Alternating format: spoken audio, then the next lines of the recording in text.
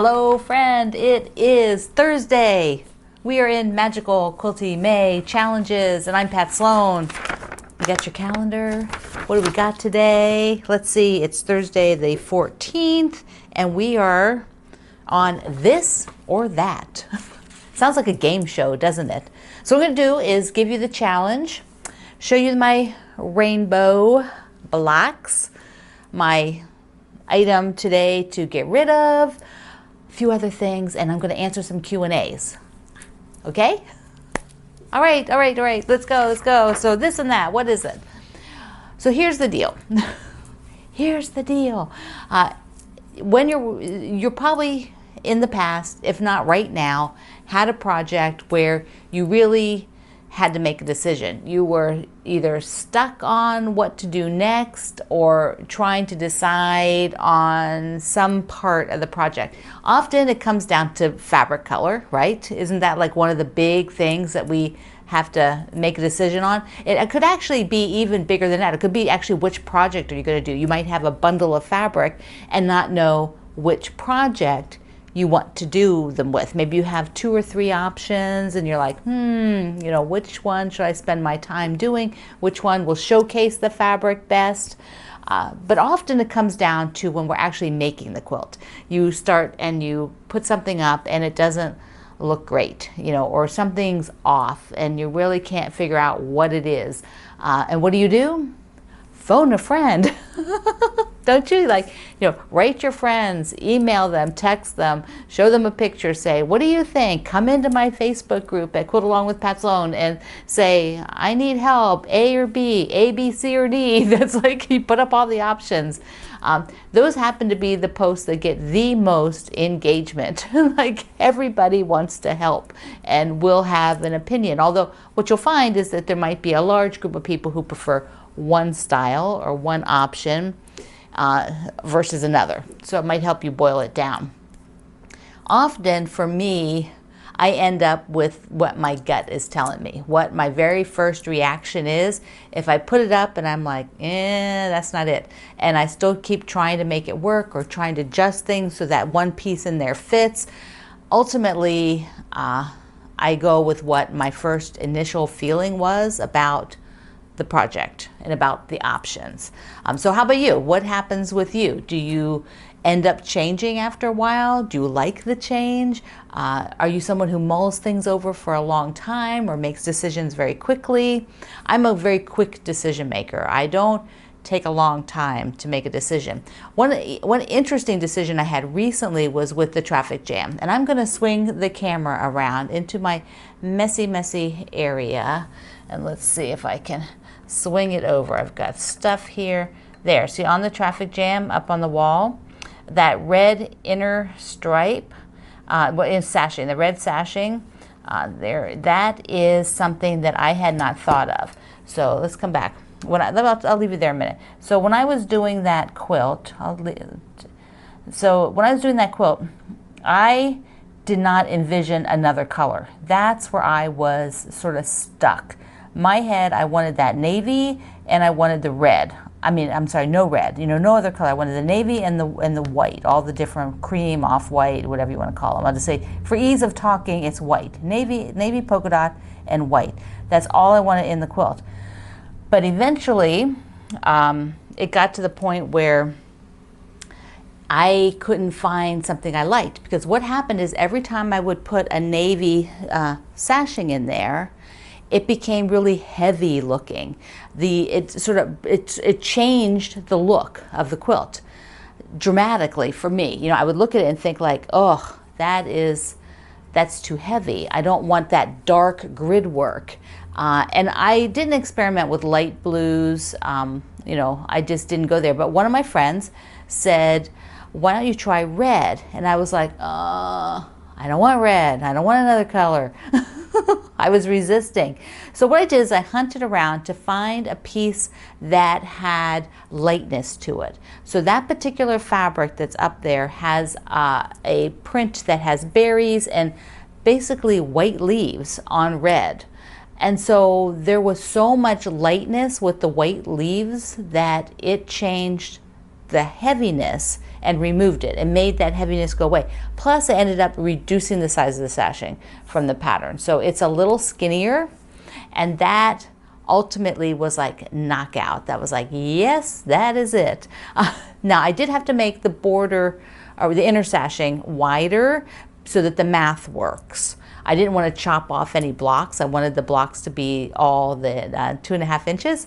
So I made the border wider than the sashings, which is the inner border. This is fine with me. I have enough of that red to do the binding. Yes. So that is that was one of my, times when I really was on the struggle bus, like I was like, I was not happy with anything I was doing. So there's where an example of how you put it out to your community, to our community, and you might find an unexpected answer there, something you had not thought of trying, because I was totally locked in that I was not adding any other colors in there.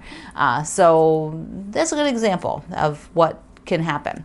So your challenge today is to tell me about those things. If you have a project like that right now that you're like really working to figure out what you want, put it up in our community or put it down here in the comments at YouTube. And if you're on YouTube, go down there and look. By the way, everything is below the video. Like all the links, anything I talk about is below the video. And then if you're there, like click the subscribe, click the like buttons. YouTube thinks you like me if you do that. It's good for my business. That's how it works. So I appreciate it. Okay, let's do the rainbow. So you got your challenge for today. My rainbow, we're now into green. I'm so excited to go to the next color. And green is our long stretch. We have a lot of greens. So I have first one with a print, and then one with a really tiny little, like a cross stitch X, like a little X. So those are my two, and that means I can officially, well, not really. I can't really do this yet. I can't do that section yet because there's more. I don't want to have. There's more than 2 greens, so I still would need 4. I need 4 more greens because I don't want 2 of the same in that section. So I still have a little bit before I can sew that, but I can get the unit. Like I can go up here and finish out the yellows now and get the greens going. So I could sew them in smaller units, but it's nice to get like a big chunk. I think 6 units is pretty good. That's like, is it 6? No, it's 8. It's 8 units. So that's more than, one a week. So every so many days we get to put a unit together. All right. all good. Now I'm saving my item that I'm getting rid of until the end. I have to reach it over here. Okay, but so I thought I'd do a question because every so often people ask me a question. I thought, oh well, it'd be fun to answer them here. And so this is a question I get often, but Kathleen gave me kind of a variation of it, which I thought was sort of interesting. So Kathleen says, how much sleep do you get on a regular basis, and how do you turn it off? She goes, some nights she can't do that. So I am luckily one of those people that lay down and pretty much go to sleep. Hey, it's just the way I'm made. So if I need to go to bed, I need to go to bed now. And I usually get 7 hours of sleep unless there's something really extraordinary happening, like something very stressful, but that's my normal. So I'm a normal person. I sleep like everybody else. And I like to have my nightly sleep. I need it. But the part that was interesting in her question was, how do I turn it off? Meaning, I'm assuming she means the creativity part of what my brain does.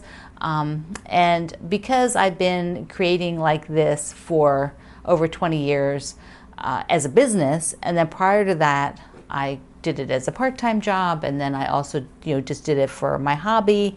And I've always created ever since I was I can remember, like from little shoebox dioramas in 4th grade on to everything else that I did in between. So I'm a creative. I like to create things. I like to make things.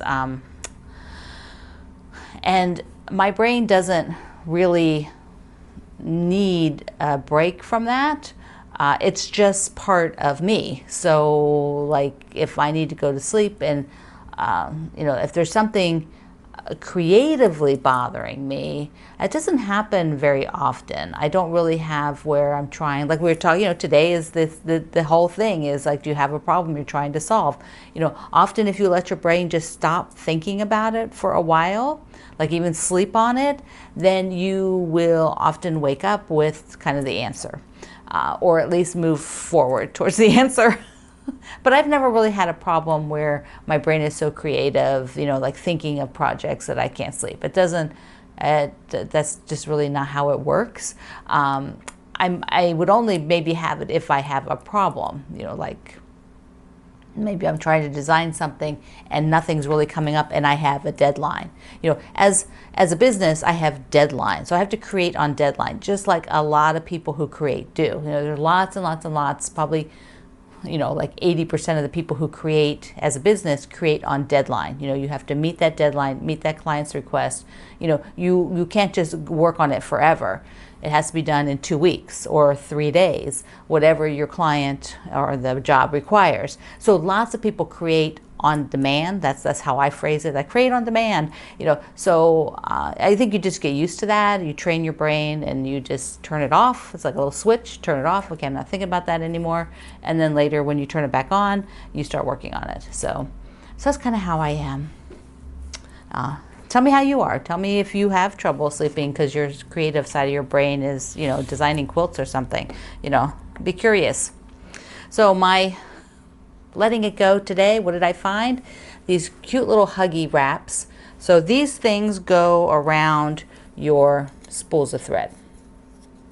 And I had a package of them. And I found that, for the most part, like with my Aurifil, the big spools, like this, so the regular size spools, the end pops off, and so I lock the thread down there and keep it tidy. So I really don't need to wrap it. But the smaller spools, they do wrap. I mean, you don't really have the same way, and but if the smaller spool sort of winds down, which is when it's harder to tuck it in the crease there, like tuck it in that crease, then it's also harder to put the wrap around it because there's less thread. So I've decided that these will go on to the new home. So I've got 3 of them, and they will go out because other people have different brands of thread that these would be super useful, or they store their thread a different way than I do. So off they go. Ta-da! Every day so far, I've gotten something to put in my, what do I call it? Like let it go, the let it go bag. Thank you so much for being here.